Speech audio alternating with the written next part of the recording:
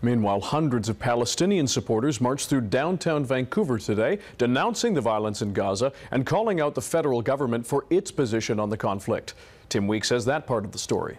End the occupation now! With the number of dead and injured steadily climbing in the Middle East, tensions are rising around the world. In Vancouver, hundreds gathered downtown to demand an end to the violence. The matter is not political anymore, it's humanitarian. Many in the crowd said they've been watching with horror as the nightly news brings fresh images of destruction and death.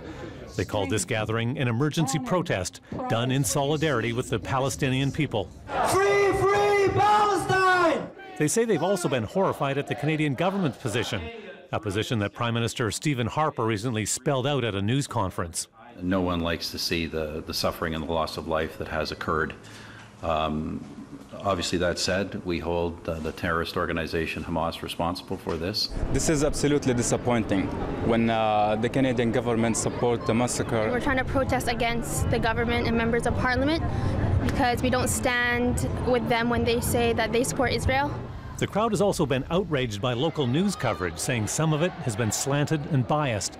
Protesters marched to the CBC, where they accused the corporation of marginalizing their point of view. The CBC has promised to follow up on their concerns. Shame! Shame! Shame! Looking to the future, some among the crowd made a plea for understanding. Human rights are universal. It applies to the Palestinian population as well as the Israeli population, and let's end the occupation and lift the siege.